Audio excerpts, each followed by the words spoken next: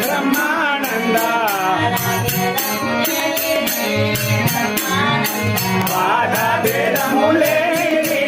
బ్రహ్మానంద బోధలో గలచున్నది బ్రహ్మానంద బోధలో గలచున్నది బ్రహ్మానంద ఆదిమూలమైన ఆనంద